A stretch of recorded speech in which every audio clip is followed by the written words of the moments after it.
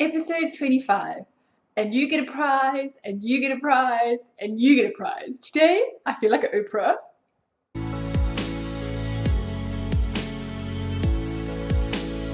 Hello and welcome to the Pink Hair Girl podcast.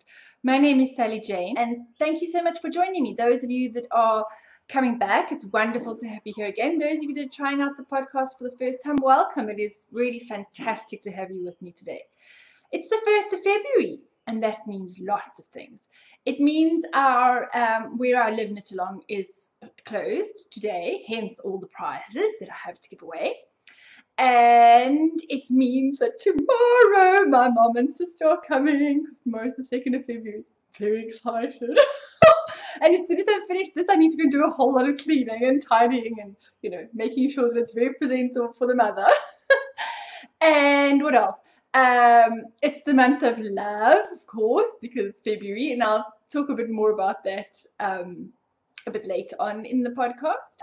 I just want to say an enormous thank you to everybody that's come and joined the Ravelry group and had conversations with me, chatted and all the rest on the various social media platforms, whether it's the Ravelry group or Instagram or that's probably just about where I am. And I just want to do 2 shout outs, 2 thank yous to people that made contact with me this week. And one really touched me because I'm quite honest about stuff that goes on in my life, and I tell you quite a lot of things. And what touches me every time I do it is because it's scary. It's scary, like putting out there who you are and why you do things, and you open yourself up to criticism from people or people not always understanding, and that's happened too. But what really touches me and what always makes it worth it is the 1 or 2 people that will reach out and say that something I said either resonated with them or helped them to find courage to do something or validated how they felt about something. I just wanted to give a shout out on Instagram to Mirabelle and me. She said, Sally Jane, I just watched my first knitting podcast. Goodness, the pressure to be said like the first knitting podcast ever. Hope I did okay. She said, I just love meeting you. Seriously, you are adorable. I will have to catch up now. Rock that pink hair. You rock that pink hair beautifully. I wish I had your guts and confidence in finding my inner self and loving me. It's always been hard for me, but you bring me courage. Just wanted you to know that. And that was really special. I really, really appreciate that message.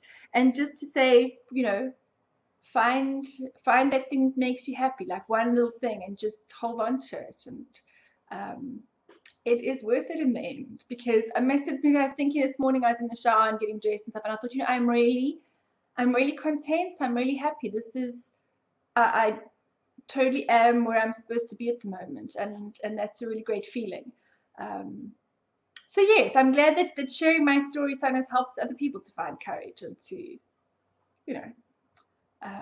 be who they are, be who they're meant to be, because we all should be find our potential and be who we're meant to be, because then it's fun. And that's what it's all about.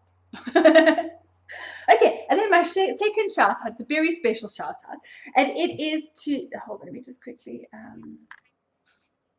I had everything on different pages. So one's on my phone and one's on my computer. I got Donna introduced herself in the Ravelry group. I love it when you come and introduce yourselves and tell me who you are and where you're from. It's great. I love it. Come and say hi, please. So Donna, which is Metally, I'll put that underneath here in case I'm kind of totally messing up your Ravelry name. She came to say hi, and she's from Melbourne, Australia, and she watched the podcast, and she said that her little 6-year-old daughter likes to watch with me, and she calls me the lovely lady, the lady with the lovely voice and awesome hair. And so I said I would do a shout out for her daughter who's 6 and who's called Molly. So hello Molly, thank you for watching my podcast, and I really hope you enjoyed today's episode and your little shout out.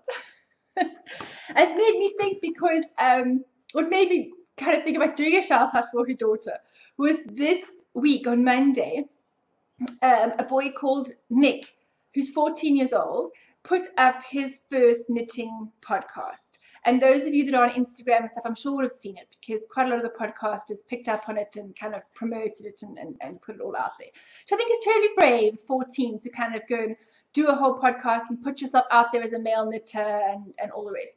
So anyway, Nick had invited me to his group just before he did his podcast, and I said, oh, it would be wonderful to have a podcast from a boy who knits that I can show to Caleb, you know, because being a boy who knits as well, he doesn't always realize that there are others and that other boys knit too. So I said, you know, I watch with my son Caleb. And then he did a shout out section, and the very first shout out he did was to Caleb. And I was sitting watching with him. I didn't know he was going to do the shout out. You should have seen Caleb's face. It was so precious. He couldn't believe it. He was like, he was sitting doing his knitting, watching. I said, come on, boy. There's a boy who does a knitting podcast. Like, yeah, we'll come and watch. It's all, you know, you'll like it. It's just, you know, kind of. And he's sitting there doing his knitting, and the shout out to him comes on his face. It was just so precious. He was just over the moon. It's like, it's my first shout out ever.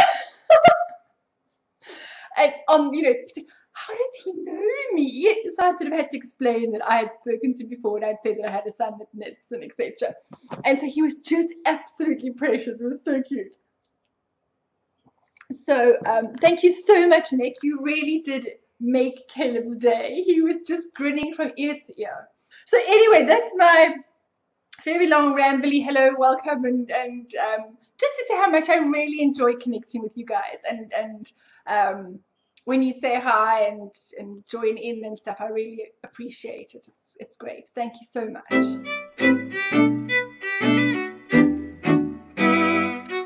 Finished objects. What have I been knitting? Now, but I've got everything here noted for you. Let's see how organized I can be.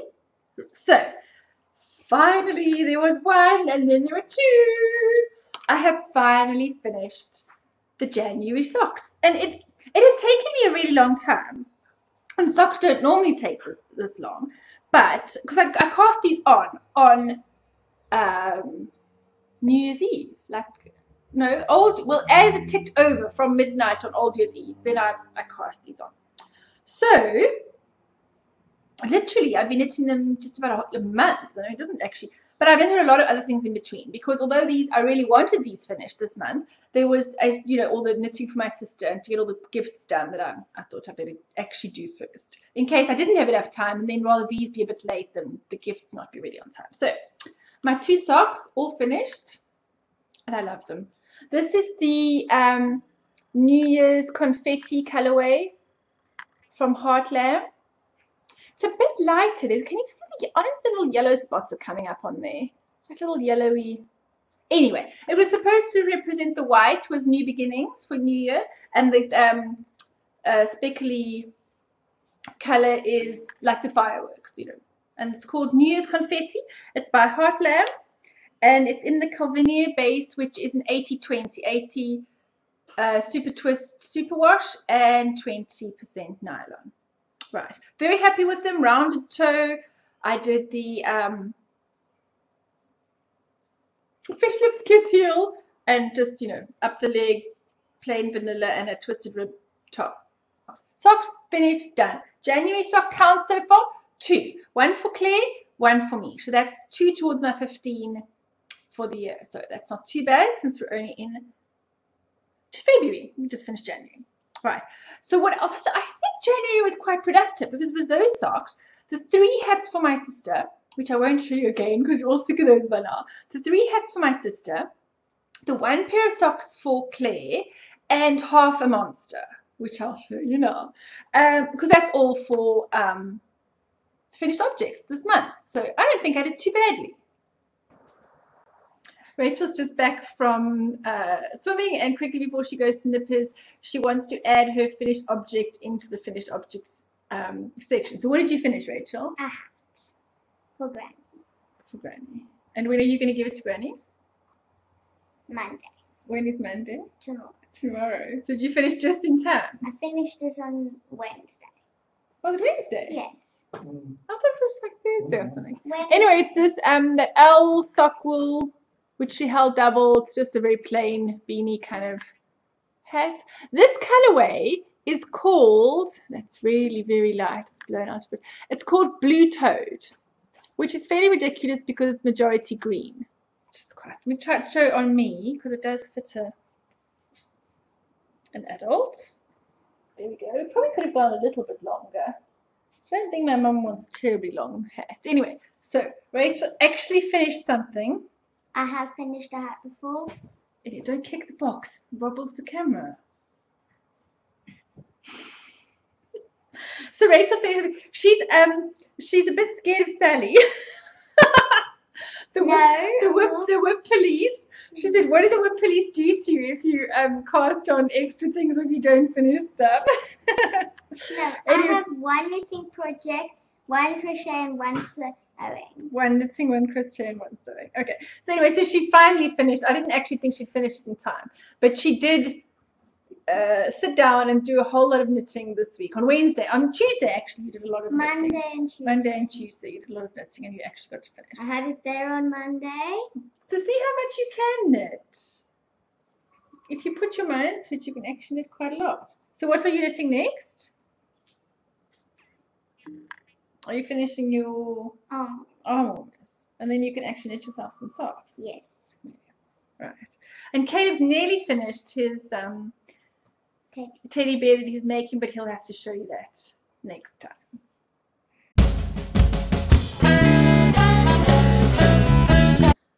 So that's what I finished. What am I working on?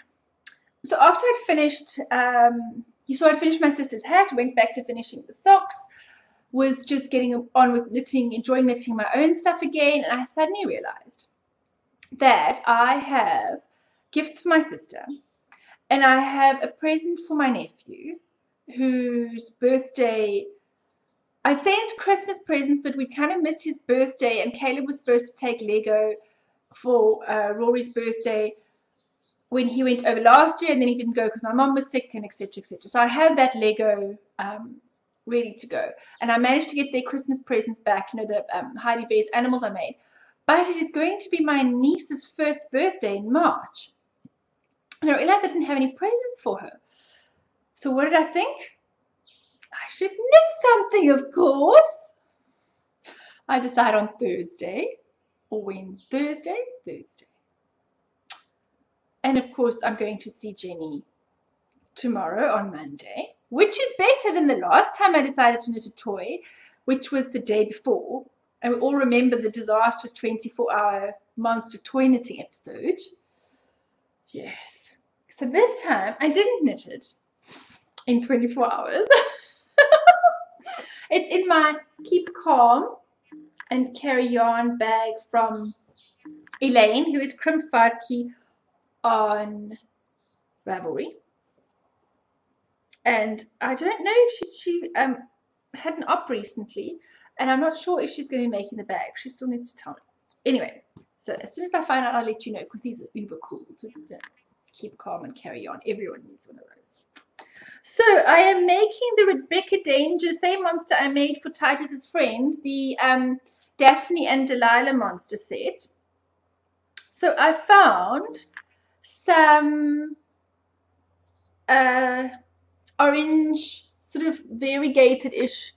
It was kind of a an orange and yellow and then sort of lightish orange in the middle yarn in my stash. And I thought, gosh, I wonder if this is enough. I used it in Rachel's rhino. When I made Rachel's little crochet rhino, it was the color for the middle of the flowers. And then I thought, I wonder if this is enough, because so I thought what I will do is I will weigh how much I have left from making Titus's friend's monster, subtract that from the 100 grams of the ball, see how many grams I used in the monster, and weigh this one, which I did.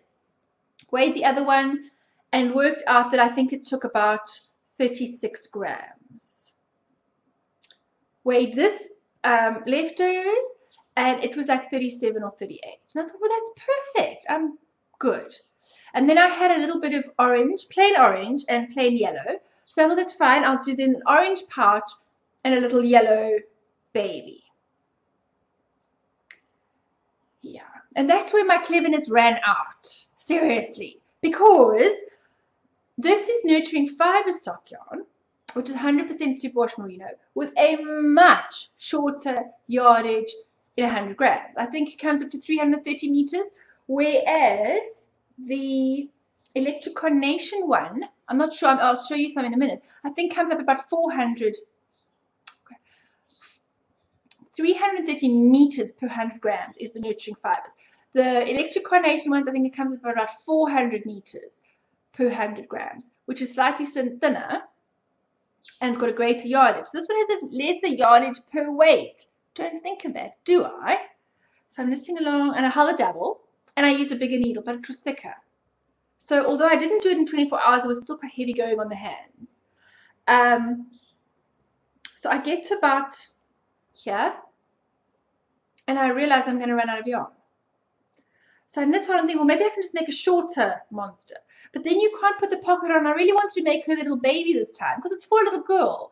And I thought, do the baby in the pocket, that would be really cute. So I get to about here and know I'm going to run out hopelessly. So I knit on, and it finally runs out about here on the side. So that's a good sort of, you know, that chunk there, 10 rows or something. Just a bit about that bit there. So I take the yellow and the orange that I had to make the pocket and the baby, and I use that to make the top. And it doesn't look, if you know, I think you can notice, because this bit doesn't have any of the lighter orange that the bottom has. I don't know if it's going to pick it. I think there you can see it. You can see this is much more just plain yellow and orange, especially like here where the orange is pulled a little bit. You know, it's much more just definitely yellow and orange, whereas this one has a bit of the lighter orange. You know, more, it was a variegated here. But I don't think it looks bad enough that you can really notice it, like, oh my gosh, look at that huge, you know, and it's not a garment, it's just a monster. So then, of course, I don't have anything to knit the baby in, do I? So I find another scrap, and it has oranges in it, but it is got pink and sort of a corally color in, just like this. So I decided to knit the baby in that because then they will sort of match, because the baby will have enough orange in it that I think it will match the mom. But it's not like the actual pattern does stripes. You know, it does a color and then a contrast color, you know, all the way at the arm. And then you use the one color. So say you did blue and white, then you would make, say, a white pocket and a little blue baby monster. So that's how it's supposed to be. Mine was going to be a variegated, and then picking the colors in the variegated, the orange for the pocket and the yellow for the baby. But that didn't work out. So I had to do a different color baby, but it still needed to sort of match. So that was the best I came up with. But of course, this I've only just got enough to do the two little arms. Not enough for the pocket. So back to the drawing board. I've got arms for this one. So all I need to do, I've done the mommy and its arms. Got two arms here.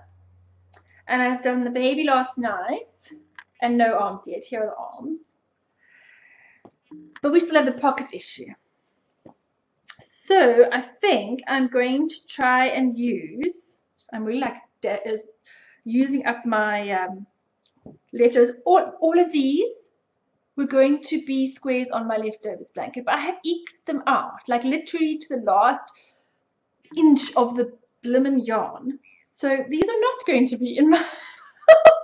I really should have knitted this one, this yellow, and this one before I made these, but then I really wouldn't have had enough anyway. So then I went and found this, which is the orange stripe from my orange and pink striped socks that if you've been watching you'll remember. And there's some more orange in here. I know it's got the pink still, because it was pink and orange stripe, but the stripes are quite wide, and I've got a full orange stripe here, and there is at least 2 full orange stripes in there. So I'm going to wind those off, and I'm going to make an orange, slightly sparkly, I don't know if the sparkly is coming up at all, a slightly sparkly orange pouch to tie in the orange with the baby and the mom. And that is my hashed together monster, Daphne and Delilah. And you're not going to be able to see the finished object because I have to finish by tomorrow, of course, because Jenny and my mother come tomorrow. Very excited, as you can tell. For those of you that don't watch haven't watched before, I should tell you, my mother lives in Pretoria and she's been having chemotherapy.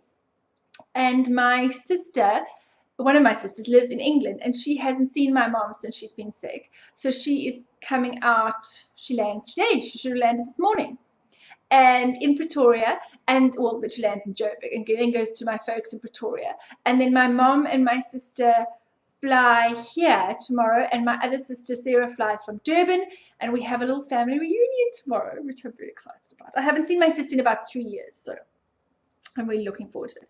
So this is the little monster for her daughter Caitlin, and I should have that finished. I've just got the 2 arms and the sewing up and the little faces and the pocket. I mean, I know these things take time, and it'll take me, you know, majority of today to get all the little fiddly bits. I need to do eyes. I mean, the pattern has safety eyes on and a felt mouth, I think. But I don't want to do that for a baby, a 1-year-old, you know, that's going to pull at things and put it in her mouth and stuff. So I think I'm just going to have to embroider little eyes and a little mouth on, because I don't want to put... why are they called safety eyes when you shouldn't use them for small children?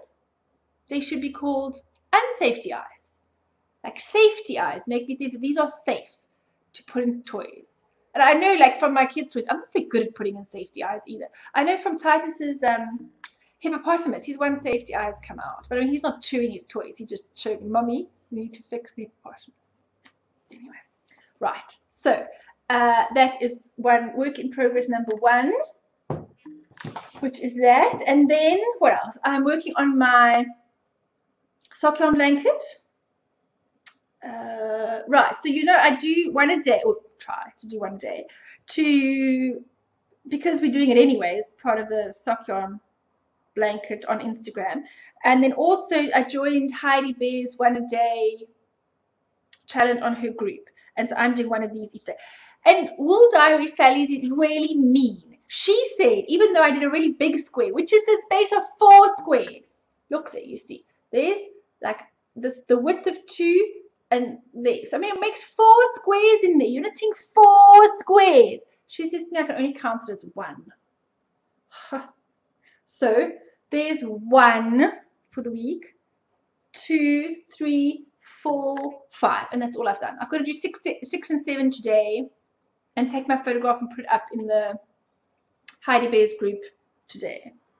So I was doing really well until I decided to knit the monster, of course, and then the monster kind of took over, trying to get it done. Right, what else? So that's my sock yarn blanket, loving it as always.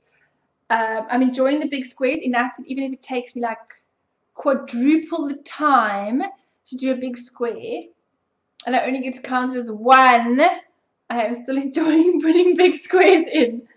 Yeah, and there are quite a few people that are joining.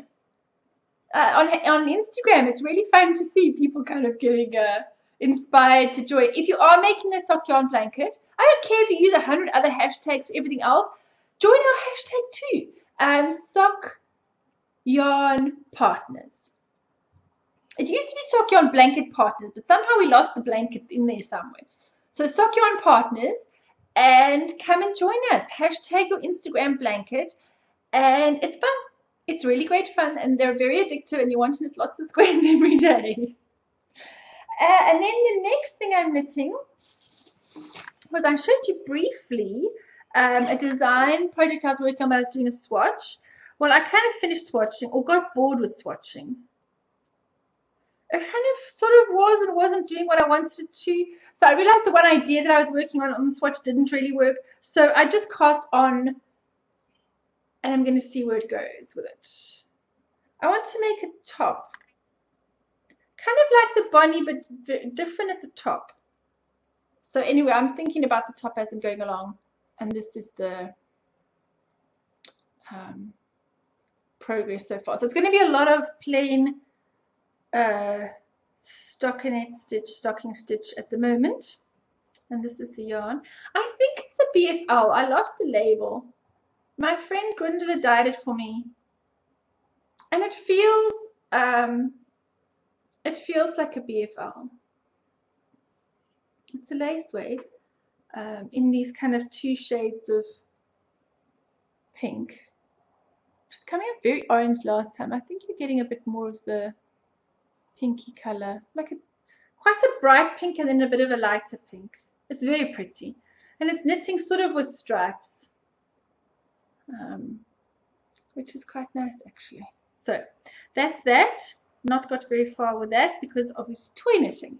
But I'm enjoying it. I'm such a product knitter. I like really want to get to the bit where I see if my idea is going to work for the top part of it. I just want to get there. Like, no, no, no, no, no, no.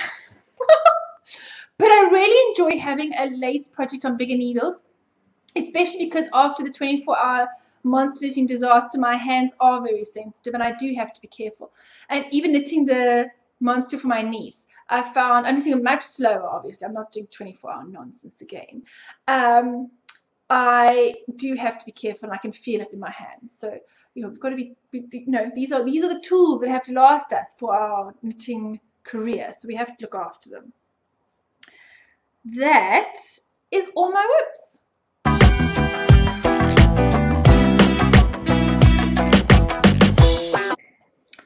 So what am I planning for February? Well, I'm planning a lot for February and I don't know how much of it I'm going to get done. I would really, really like to finish, but this was in, I didn't show you, the design project is in my Anne's work basket bag.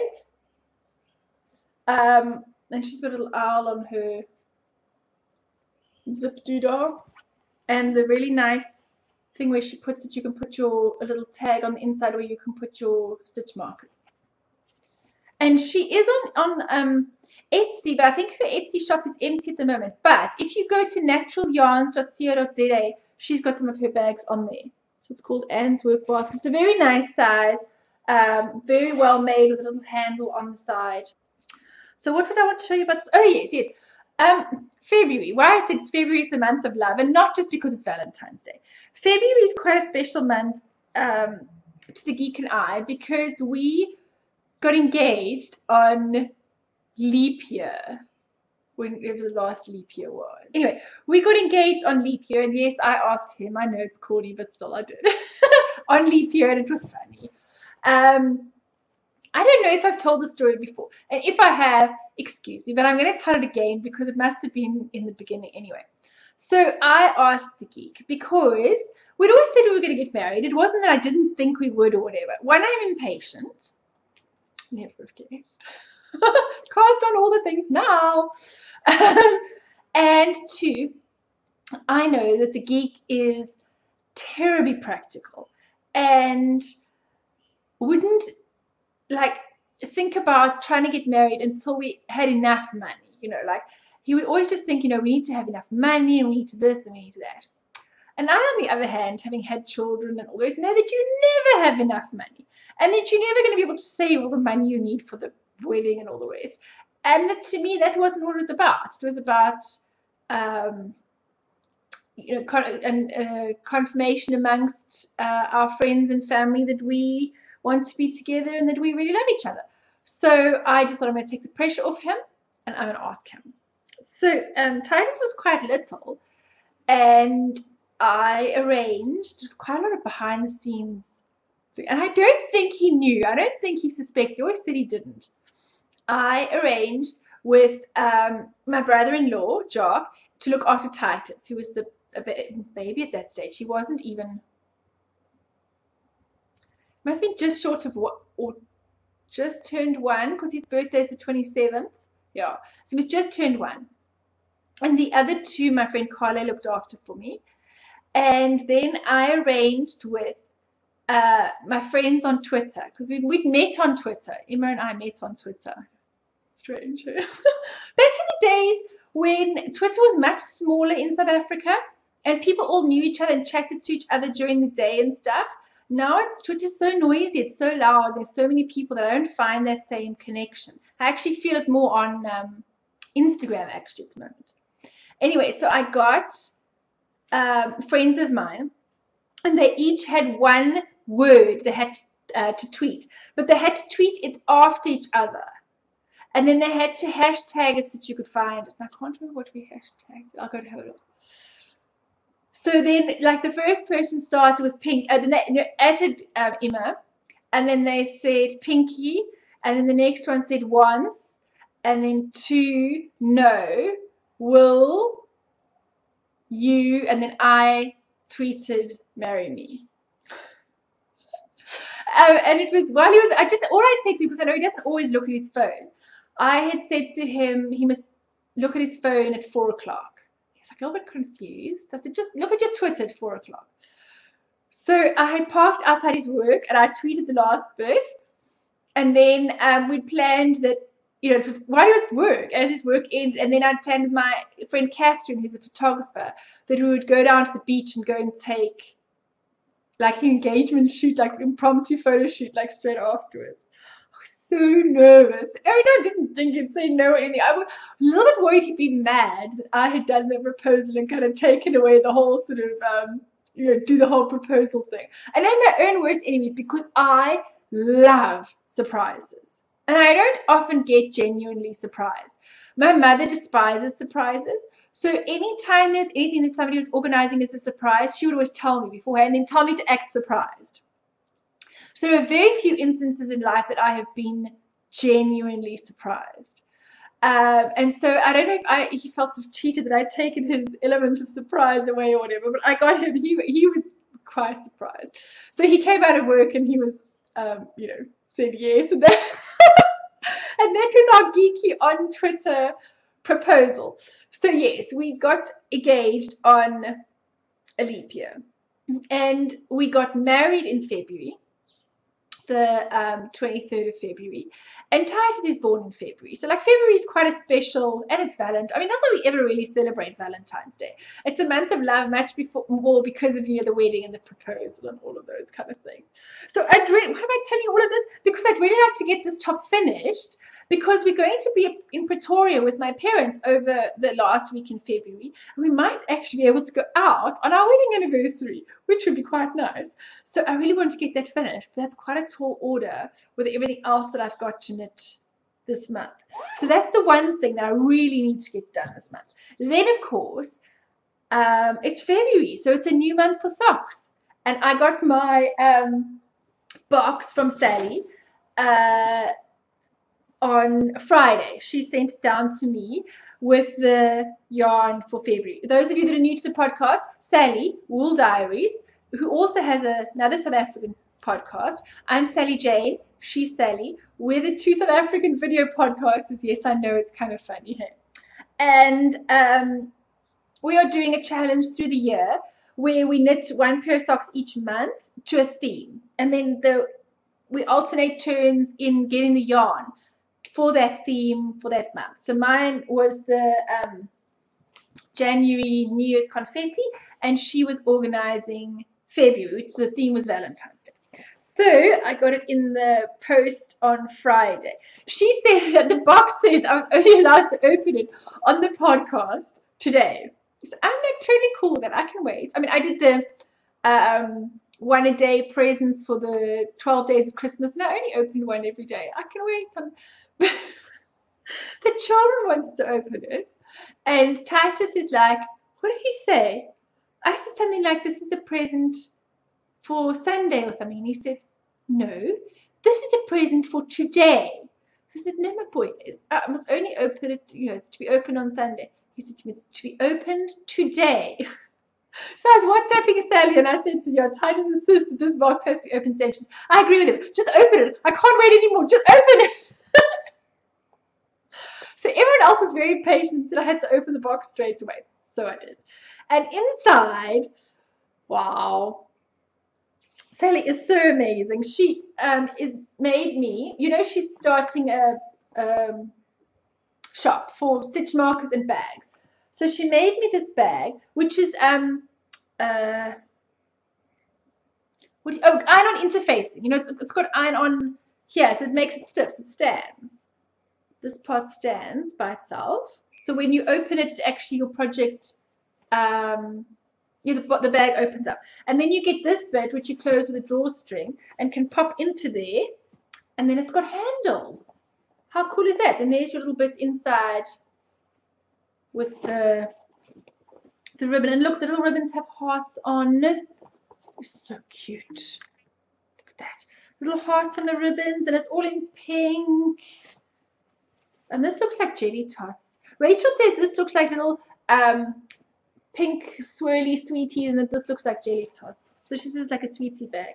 And then inside there's some, and I know what Sally does is that she folds, I'm going to be a joke now, I'm not be able to do this. She folds this part over. She folds this one. Oh, hers looks so much nicer when she does it.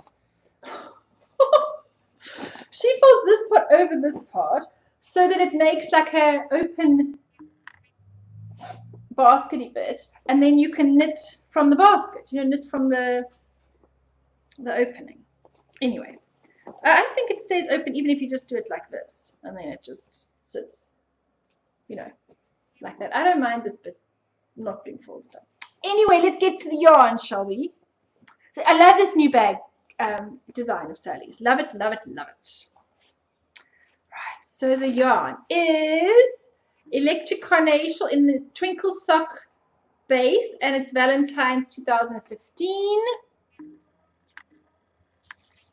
And look there. How awesome is that? It is different colors of pink. I can see some kind of lighter pinks and hot pink and white and black. I really love the addition of black. I think it kind of gives it an edginess. And Sally, while she really likes hot pink and pink, it isn't as girly. And I really think that the black kind of adds a kind of a slightly less totally girliness, hey? And it's got twinkle. Can you see the twinkle? I never think twinkle shows very well on camera. Well, just believe me, it's twinkly. And it is 75% superwash merino, 20% nylon, and 5% silver stellina. 100 grams, 400 meters. Valentine socks, self-striping. So I think I want to do that one where you knit it just about vanilla, but when the stripes start changing color, you do the slip stitch just over where the stripes change color. I've seen quite a few of them recently. I think there's a pattern. If there is, I'll go and have a look. If not, I'm just going to make it up. You know, as you get to the color change, you just slip. Anyway, so that's what I think. I'm going to do these, and I'm dead chuffed with my bag. I got the Keep Calm and Carry On bags for Sally and I for January, and it seems like we're not only doing socks for each other each month, we're doing bags as well. So now I have to make our bag or something for March, which is St. Patrick's Day. We're doing for March. Yeah, I can sew. No, I can. I really can. I just don't do it very often, so I'm a bit out of practice. I wondered if a notions pouch counted. Anyway, I'll make us something. I mean, maybe we need more notions pouch. I definitely need more notions pouches. I am kind of sharing the two that I have between all my bags, and I need some more. So maybe I will make Sally and I notions pouches for ours. I'm not sure. Anyway, so those socks are part of the planning, and that was part of my acquisitions, which is just going to have to be in one, because the other acquisition I can't show you, and not because I don't have it, but because my podcast recording setup is balanced on two boxes which hold my yarn. And if I'm going to have to stop and open it. Sorry. The other yarn is about this big. If you've seen it on Instagram, you will have seen it about the size of Titus. There is a really cute picture of Titus holding this enormous ball of yarn on Instagram. It is Stylecraft Aran weight, 80%, what do they call it, premium acrylic and 20% wool. It's a commission knit for the children's swimming coach and Alexander teacher. I'm making her a Sylvie coat. Yikes. I hope I can manage it. That's one of three. There's 3 balls of it with 800 meters per ball. Yeah. But it is Aran weight, so it should go relatively fast. It's quite an involved pattern though. It's got quite a lot of cables and bowls and stuff. And I've got to knit a garment to make it fit somebody else. It's quite a lot of pressure. But she doesn't matter how long it takes me. It's just going to take me as long as it takes me. And she swaps hours with me for hours, if you know what I mean. Like, I get Alexander technique for the number of hours that I knitted. Anyway, I totally digress. It was in the box that Sally sent me with the yarn. It was one ball of that. I mean, it is enormous. And then I'll get the other two when I go to Joburg, when I'm up to visit my parents later on this month with the children. So there's a picture of that, but I'm not getting it out now. So that was my only yarn acquisition, which I did buy, but it's not for me, so it's not for stash, if you know what I mean. It's coming in and out, it's going on the needles and going straight out. So it's not really for my stash. And then these sock yarn that we get for the year don't count, because again, those go in the needles and straight out again. So those aren't counting towards my stash down. But I'm really pleased. I have been using up stash, the little monster that I've done, and the two of the hats for my sister were from stash, so I'm quite chuffed with it. Oh, and the pink toppy that I'm doing, that's also from stash. And then also in Sally's package, she's so cute. She sent Rachel a bag. Look, Rachel loves yellow. Rachel's favorite color is yellow. So she sent Rachel a bag. These are like little bugs, lady beetles, whatever they are, yellow things. And then polka dots up here, and then polka dots on the inside as well, and also with little heart ribbony things here. Rachel is so dead chuffed with this. She really is. She's very, very chuffed. She saw me opening it up and saw the two bags and didn't say anything, but she spotted the yellow one and I saw her face. And then I was WhatsApping Sally and I was saying, thank you so much, the bags are beautiful and all the rest. And she said, and the yellow one's for Rachel. So I turned to Rachel and I said, Sally says the yellow one's for you. She was dancing around. She was so chuffed. So this little yellow bag is for Rachel. And I think this bag design is really lovely. I really, really like it. So that was our acquisition and sort of planning, because the sock yarn is obviously part of my planning, and the big ball of yarn for the Sylvie, but I'm not going to start that yet. And right, the other things for February. Our knit along is finished, and I'm not sure if I'm going to start another one straight away. I will think about that. There's a couple of other things I'm doing in February, and I hope you guys are going to join in, so therefore I might not necessarily do a knit along this month. What I wanted to tell you about was, one, if you have, I keep saying this, and I keep kind of, for those of you that do watch, and I repeat myself often, I'm very sorry, but for those of you that are new, I don't always expect to go and trawl back through all the old episodes. So I hope people will bear with me when I sometimes double explain stories. I'm be like that old lady that tells the same stories to me. So, Granny, shut up! You've told us that story already. Anyway, Rachel. Rachel is quite a special child. She's just Rachel. Rachel is more. She's very intense about everything, which is both wonderful because she puts everything into something, and also, you know, the highs and lows can be quite extreme with Rachel. But she has an enormous heart, and she's quite an amazing child for her age. When she was 9 years old, she had very long strawberry blonde hair, the most beautiful color hair. And I mean, I know I'm her mother and I was supposed to say that, but people would stop her in the street to comment about how nice her hair is. It's like strawberry blonde and copper and auburn and blonde streaks all in one. She had the most, yeah, you can never dye your hair that color. It's not one color. It's all facets of beautiful, beautiful, beautiful hair. Long, long hair. And she decided to cut her hair and donate it to made into a wig for a cancer patient. And this was before my mother got cancer and had chemotherapy. So it wasn't even particularly related to anyone she knew. She saw a video clip of a little girl cutting her hair and donating it. She was only about 3. It's a terribly cute little video. And then she has it cut in a sort of a bob and donates her longer hair. Anyway, Rachel cut hers much shorter than that to donate as much length as possible. And she looked really, really cute. She was very nervous, but she has a really sweet face, and slightly sort of pixie elvish ears. So she had this little pixie haircut, and it looked absolutely gorgeous on her. She looked so lovely, and everyone would comment how nice she looked, except for children, because children are mean.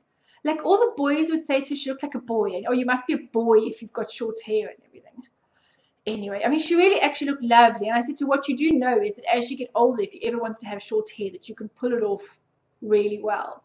My friend Claire, who has short hair, helped her choose a hairstyle, and was quite inspiring, showing her the Emma Watson pictures, who's another person that does really great things and has been more than an actress. I've been very impressed watching her at the moment in the He for She campaign, which you must go and look at, which is against involving men in the battle against violence against women and discrimination of women and stuff.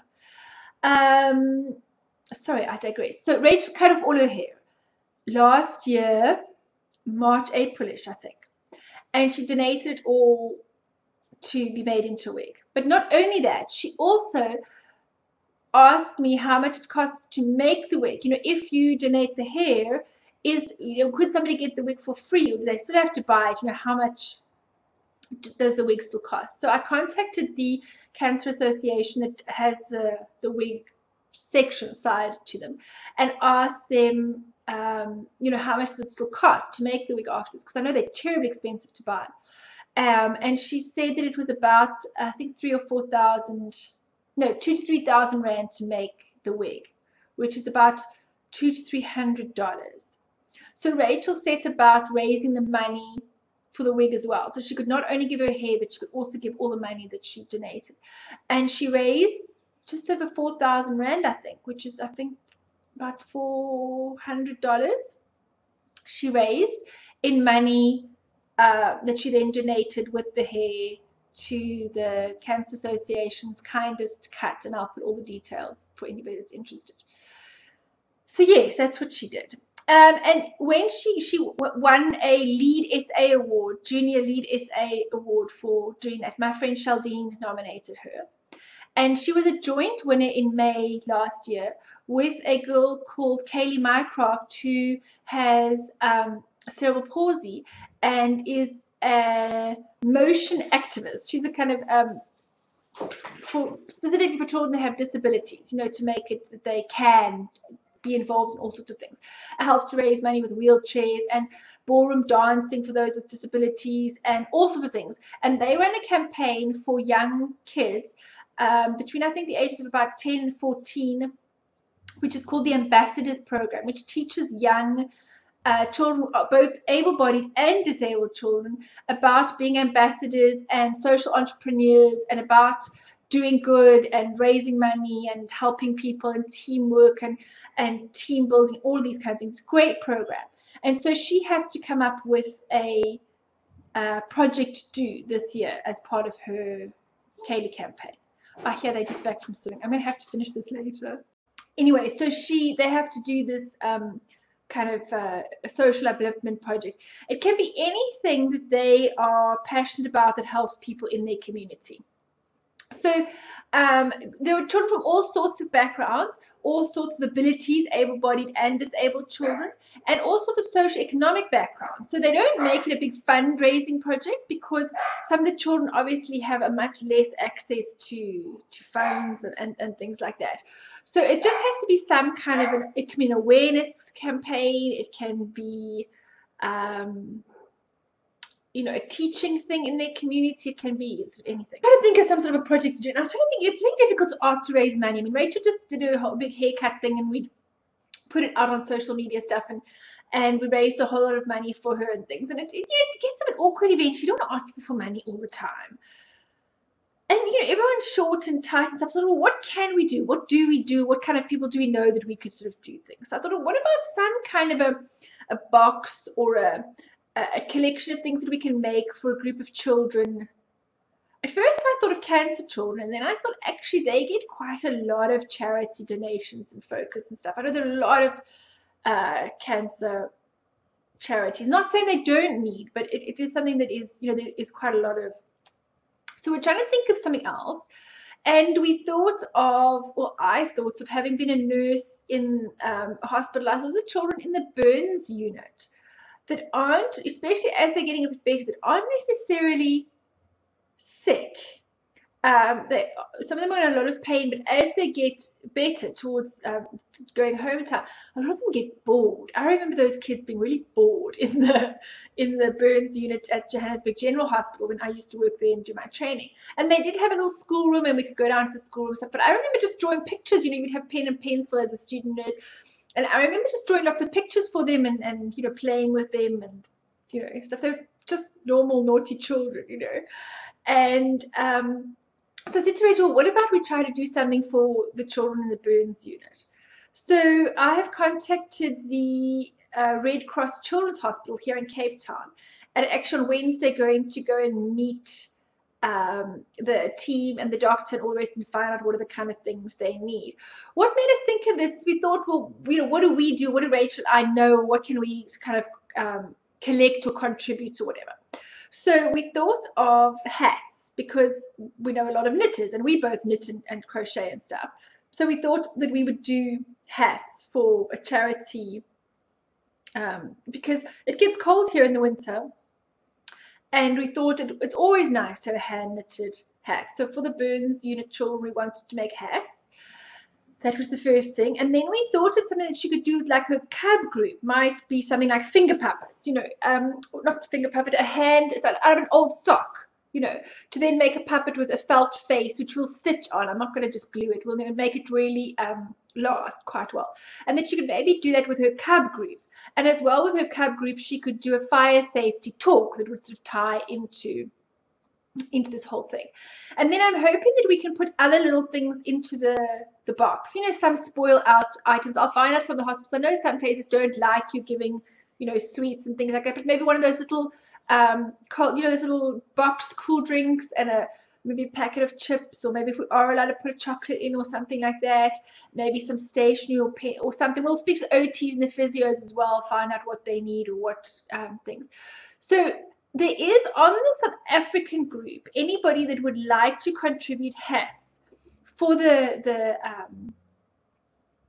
project, that Rachel's drive that she's doing. There is a thread on, I think it's called February-March hat. I'll put it in the show notes on my blog, www.pinkhairgirl.co.za. Will be all the details, and there is a thread there where you can knit hats and come and join the hat knit along. So it can be a hat in any child size, because obviously the children are of varying ages that are in the burns unit, and you know, bigger children in the teen, I think up to 16 they're in the children's unit. So I mean, a 16-year-old often wears an adult size hat, so anything from a small child to a sort of a small medium adult, even probably a large adult size hat would be fine in a machine or easily washable yarn,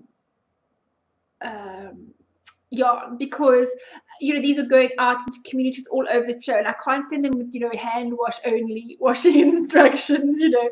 So you need to just think they're either going to be maybe in a township area in a basin of water scrubbed with, you know, sunlight soap or something, or it's going to be, you know, thrown in a washing machine somewhere or whatever. So it needs to be like really easy maintenance sort of thing. So any kind of hand wash, machine washable yarn, acrylic is fine, anything like that. So we're doing a hat drive, and then we're going to do something with her cubs, and there will be, for those that feel like they would like to donate something towards buying the extras to go in the boxes once we find out what they need, that would be amazing. And I will put up I think maybe the best thing to do is to contact me, and we can maybe do the donation through PayPal, and I will collect it all and keep a total of the money, and then show you everything we got from it, so we can like be sort of fully accountable for everything. Yeah, but you know, if you can, it's a hat, that would be fantastic. There is a thread there, and Rachel and I will we'll donate some prizes for that, just to say thank you so much for knitting hats to help. And I'm going on Wednesday to go and visit the Red Cross Children's Hospital and to see the staff there and to find out. Rachel can't come with me to that meeting because no under 16s are allowed into the burns unit. I think probably for the patients and for the people visiting. You know, a burns unit can be fairly traumatic, you know, depending on the extent of the burns and stuff. So, but there is an outpatients, and if I discuss with them, you know, how to do this and how to do the boxes and all the rest, we may be able to visit the outpatients unit, and then she's allowed to go, and we'll sort of figure out a way that she can go and hand over her stuff as well.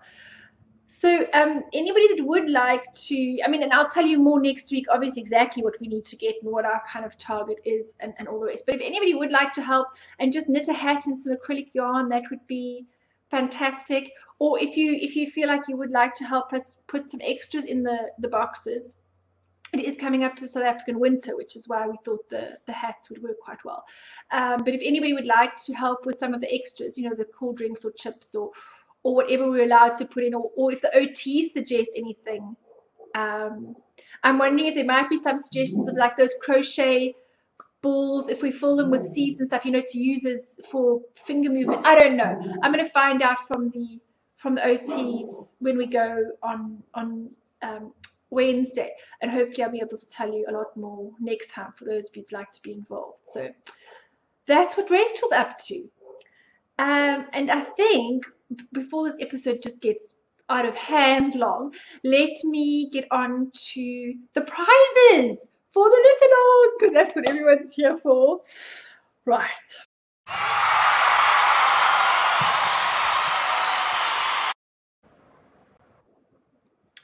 So the Where I Live knit-along closed last night, and it started on the day that I released my book Mzansi, South Africa on My Needles, which is all about where I live. And I'm sure most of you have seen on the different blogs and places that have reviewed it, my book all about where I live, and it's based on places in South Africa. It combines landscape photography with patterns and inspiration.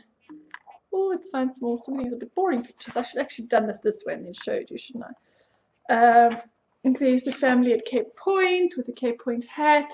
Anyway, so this whole book is about, and there's a whole, I'm not going to flip through the whole thing again. There's a whole podcast episode thingy where I did all about the book. So this is South Africa, and then these are all the patterns and where they come from in the map.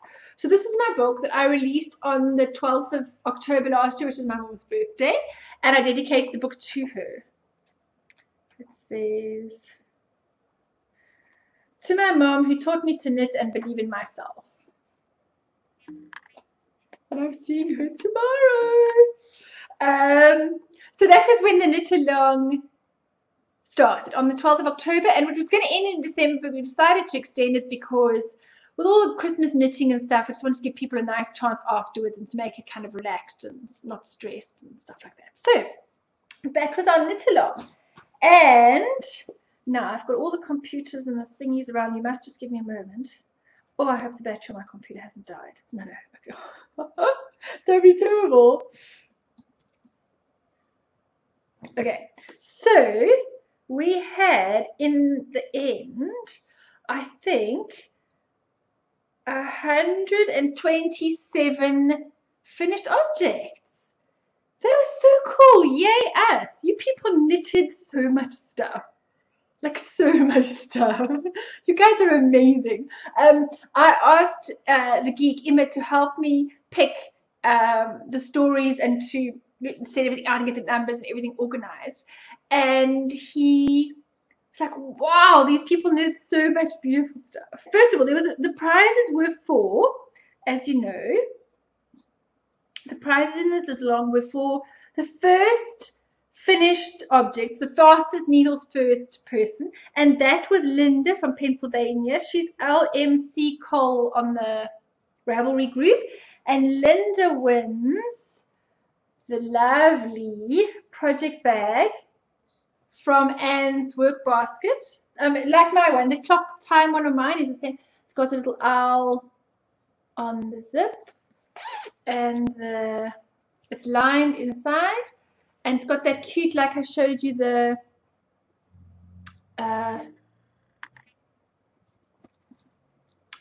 tab of thing that she puts on so that you can hold your stitch markers. and that's from Anne's Work Basket. She does have an Etsy shop, but as I said, at the moment, I think the best place to find her is naturalyarns.co.za. She's a lovely, lovely project bag, handle, everything. And that is going to go to Linda. Well done, Linda.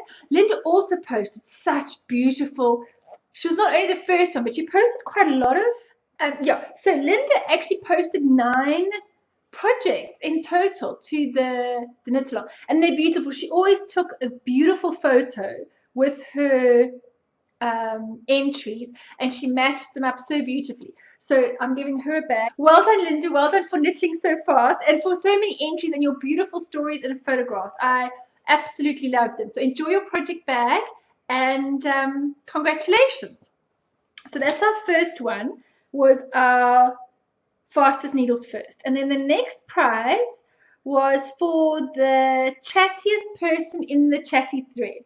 And that went to Tracy2408. So Tracy, and Tracy is getting, and I promise I will stitch these on before they go. The little thread broke.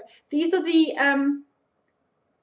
incomparable buttons, South African animals. So there's an upside down hippopotamus, a zebra, a rhino, an elephant, and a lion. And I will stitch them on nicely back onto the incomparable buttons card. And these are handmade buttons, fully washable, giving employment to women in South Africa. So I really love supporting incomparable buttons. And those are to Tracy. And I'm not sure if she's still here. She did tell me how long she was here, and I can't remember. She's just been on holiday in South Africa. And so hopefully these will be a really lovely reminder of her time visiting in South Africa. So these incomparable buttons go to Tracy, our chattiest person. And she also put quite a lot of entries into the knit-along as well. So well done, Tracy, for winning those. Then we had the most finished objects. And this goes to Elaine Ellaby. And the geek decided that the person knitted the most projects definitely needed more yarn. So I have 3 balls of this, because he said you definitely need lots more yarn if you knitted so much.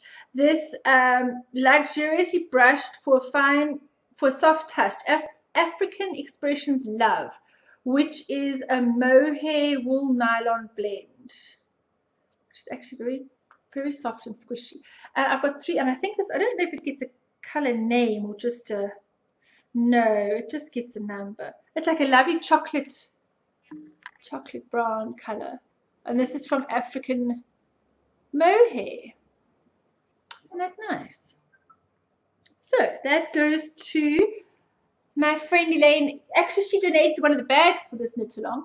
And if you've watched the podcast before, the little rag dolls that the children got, Elaine makes those rag dolls. So I'm delighted to send Elaine 3 balls of yarn for her stash after knitting so much. So well done, Elaine.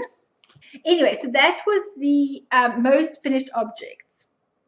And then the next one is the random draw from the finished object center I'll do at the end. The next one I wanted to tell you about was the best Where I Live story. Now, the whole knit-along was about like you to tell me where you live and to tell me a story about how it fits in. And we were pretty lenient with the entries. I mean, you could just say, I knitted this where I live, or I bought the yarn where I live, or whatever, you know. So we're pretty lenient like that.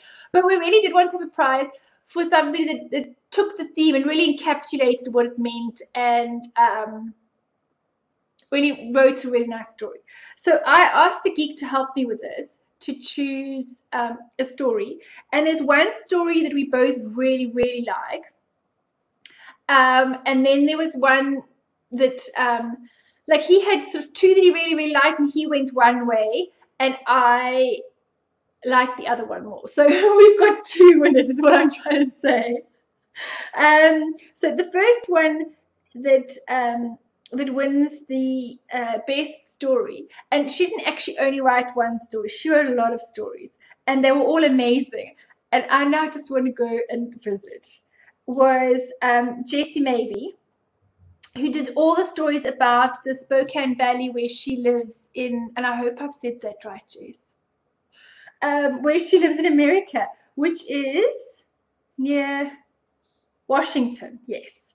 So Jess lives in Spokane Valley near Washington, and she put so many beautiful projects up about the area. But the one that both Emma and I really, really liked the story was Jessie's story about the peacock room.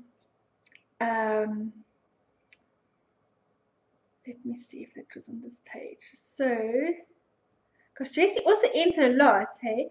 Jessie entered 8 different finished objects, all with beautiful stories. There's a whole pumpkin one in orange. Go and read Jessie's stories. Well, read everyone's stories because they're amazing. So she tells you about the Davenport Hotel, which is located in Spokane, Washington. It's commissioned by a group of businessmen and is named after Louis Davenport. And the architecture, but the architecture is built in 1914. And it is the first hotel in the United States with air conditioning and a central vacuum system. She tells you like all this stuff. It's so cool. And then in the hotel, there's a special place called the Peacock Lounge, where you can view a 5,000-piece stained glass ceiling. And she used yarn for the satin rings shawl that was in the peacock room colorway. So it's especially dyed for this peacock room. So I don't know how well that is coming out there. And then her, see there's the stained glass thingy, and then her shawl there, which is amazing. Jessie, thank you so much for all your stories, like your history and your dates and everything you put in there. And the Geek and I both loved your story, and we would like you to have the Heart Lamb Darling Lace, 70% baby alpaca, 20% silk, 10% cashmere in the Bend the Rules colorway. And this is the same yarn that I knitted the Jacaranda shawl in. So Jessie, thank you for your stories. We absolutely loved them, and especially that peacock room. Like that, I casted out beyond my bucket list places to go is that peacock room. So Bend the Rules by Heartlam, and an enormous thank you to Michelle from Heartlam for donating the prizes. Michelle's yarn is fantastic. You'll see that I used it quite a lot in a lot of my projects, and she very generously donated yarn for both the first giveaway we ever did on the group, and as well as 2 skeins of yarn for this giveaway. So an enormous thank you to Michelle from Heartlam. Go and check out her shop. She's got a heartlam.co.za, which is a South African, and a heartlam.com, which is her in US dollars. So well done, Jessie. Thank you so much for your peacock room story. Then the Geek really, really liked another story. So his when push came to shove, his vote went. Now I've just got to find it, of course. And I'm not even going to promise not to butcher her username because I know I'm going to. Yellow Socks, where are you? Now she knows who she is. Where are you, Yellow Socks? Sure, it was before this. Oh my word. I'm sorry, in the beginning I was so good at telling everybody how amazing their projects were. And towards the end, I seemed to fall off the bandwagon of saying thank you to everybody and congratulating you on your projects. I looked at all of them and I loved all of them, and I commented in my head sometimes on all of them. I didn't always, because it's in 2 threads, and I know, and I had to remember what your name was and who did what, and then go over to the other thread and go post the comment, which is a lame excuse. I realized that. But I just wanted to say that even if I didn't comment on your project, I looked at all of them and I appreciated every entry very, very much. Right, so the other one was Cyanus. It's like Cyanus. I'm probably saying that really wrong. I'm sorry. She is Kadri from Estonia. And she said where she lives, the sun really shines during winter. In part because it's often cloudy, and also because in the middle of the northern hemisphere in winter we only get about 7 hours of daylight. And as if that weren't little enough brightness, people mostly wear dark greys or blacks, blues, and on an overcast day the street sight is quite boring and depressing. So I thought, wouldn't it be cute just to have a small pop of color, something unexpected like yellow socks peeking out from the top of my boots. And that was my inspiration for seeking out yellow yarn and knitting these rather long socks. And they're very practical in our snowy, cold winter here in Estonia. And that was the geek's choice. He just really thought it was very cute to knit bright yellow socks for a dull grey day. So congratulations, your lovely yellow socks win you in the Calvinia sock base the Foundry colorway, which was used for the Josie socks in the book. Not quite as bright as yours, although there are some that's not showing up bright. Well, this is quite a bright, sort of almost mustardy gold yellow. It's not showing up as bright. It's all on here. But this has got, Foundry is kind of based on all metals. You know, Johannesburg in South Africa is quite famous for a lot of metals. And it's got kind of the coppers and the golds and the silvers and platinums and all the rest. So this is a real sort of mix of nice hot metals to keep your feet warm. So well done. And the geek really loved your story. So this is, again, this is the Calvinia sock base, which is the high twist superwash merino 80% and 20% nylon, 365 meters and 100 grams. So huge thank you again to Michelle from Heartland for the prizes. So that was the 2 stories. Right, so now let me look, what do we have to do next? So I did the first one, the best stories, the most finished, the chattiest, the Instagram winner.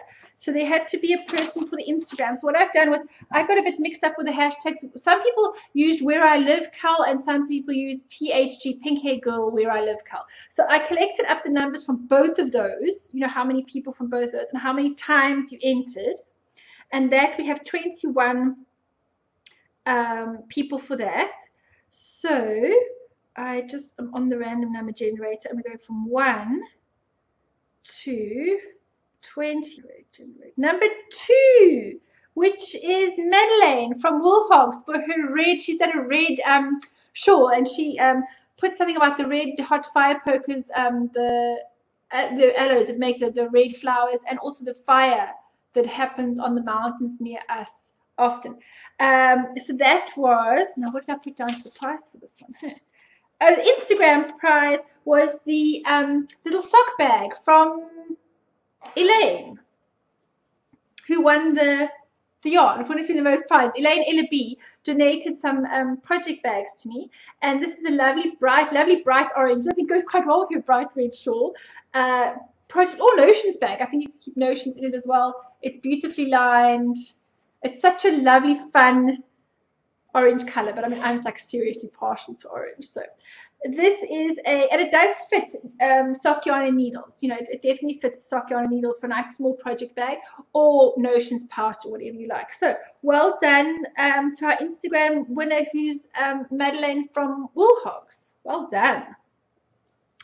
Okay, then I think we're on to the random just, you know, get the numbers off the group. Okay, so now what I've done is we've got 128 entries, 127, sorry. I was number 128. No, now I've done, yeah, I think. Yeah, so I go from number 2 to 128 are the finished objects on the thread. But if you knit from the book, you got 2 extra entries. So what we've did is we've written down everything after 120, everybody's names as they came up, that knitted from the book that got extra entries. And so then, you know, the next person got, so if you knitted from the book, you got 2 entries. So for example, your name, and then you got 129 and 130 and blah, blah, blah, blah. So if I draw a number before 128, I know that it's on the computer and I'll go look up who you are. But your extra entries go down to 152. So there are definitely, you definitely got your entry in your 128, if that makes sense. And then your extras, because there were 1, 2, 3, 4, 5, 6, 7, 8, 9, 10, 11, 12 people that knitted projects from the Mzansi book, which is fantastic. So we have 3 random prizes for people just on the finished objects thread. So the first one is the Mzansi South Africa on My Needles book in hard copy. So we need to go from number 2 to number 152. And let's see who we get. 98. So 98 is on the website, on the group. Page 4, near the bottom.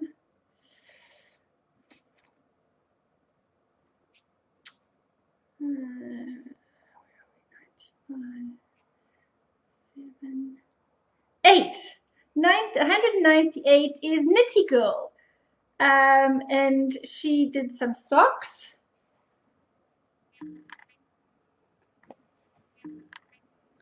And now I'm going to not Heidi from the Knitty Girl, and she does the podcast Undead Yarns. She loves watching horror and kind of those kind of horror thriller kind of zombie shows, and she has a yarn dyeing shop called Undead Yarns and Undead Yarn Podcast, which you really should go and watch. She's very sweet, and her sock was entry number 98, and she wins the Mzansi South Africa on My Needles book. So congratulations, Heidi. Please send me your, everybody, please send me your details so that I can send your prizes off to you. So isn't that great? Okay, let's get back to the group numbers now. The next random prize is for the Babuti tea towel, which is a tea towel, the recipe of how to make a typically South African dish called the Babuti. So again, we need to go 2 to 152. Number 73. Should I be showing you this so that you can see that I'm doing it right? Oh, can you see that? I don't know if you can see it. I'm trying to be like all proper and make sure that's all done properly. What have you got? 73, one page back.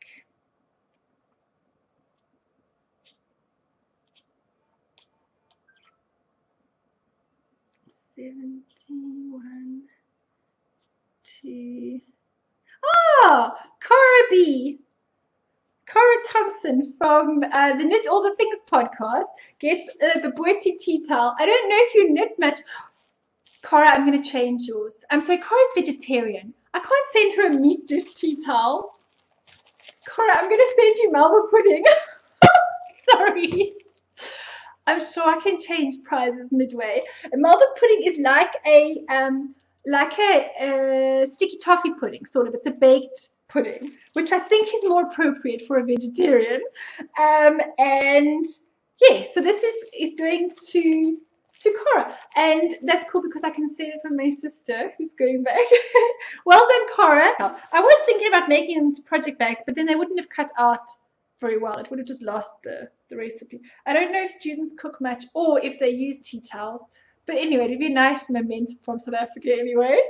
Right, and so our last random draw, it's like, and you get a prize, and you get a prize, and you get I wish I had more prizes. I'd love giving away prizes.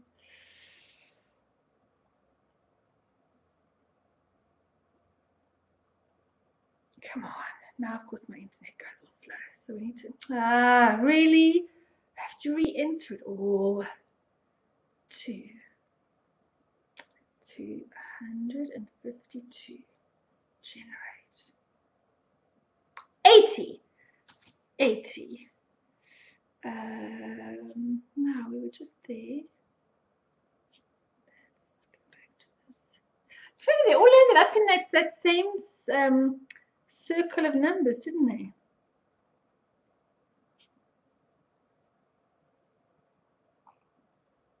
Is actually Linda again. Linda, who won our fastest needles first, also wins the Babuti tea towel, which I hope Linda's not a vegetarian. Well done, Linda. You win the Babuti tea towel as well. And she put in loads of entries. So not only was she fast, but she also put in loads of entries. So thank you, everybody. Thank you so much for all your entries, and for playing along on the knit along. It really has been fantastic. I've enjoyed it so much. And thank you so much. I think that's it for this episode. With all these prizes and stuff, it's been quite a long episode with so many interruptions already. So we will leave the geeks segment until next time. Thanks for watching, and I'll see you next time. Bye. Hi. After recording the last episode, I realized that I hadn't actually done the Lapsang hat giveaway, so apologies for that. Let me add that in quickly. New day, new outfit, and all the rest. Apologies again for this episode taking slightly longer to get up and to you. It's normally up on a Monday, but with my needing to finish the little toy for my niece, with my mum and them coming to visit and all the rest, it all took a bit longer than usual. So anyway, there were 41 entries for the Lapsang hat, which was the hat that I knitted. And yes, so I did the random number generator already, just to save some time. And the first one was number 11, which is Googly Eyes Yarn, which is Sandra, so congratulations. The next one was number 3, which is Martha Jane 73, and the last one was number 5, which is Saratoga Knitting, Lisa. So thank you all very much for entering the giveaway. Congratulations to those 3 winners. I will pass your names on to Claire and ask her to get the patterns to you. Everybody else that didn't win, remember that there is a giveaway code on the pattern until the 9th of February, and that is PHG for Pink Hair Girl Lapsang, and that will get you 33% off until the 9th of February, which is a very generous discount from Claire for the Lapsang hat for the group. And I just wanted to thank everybody for entering and thank Claire very much for the giveaway. So that's it from me, and I'll see you next time to tell you all about the visit with my sister and my mom and all the yarn that I got. So bye.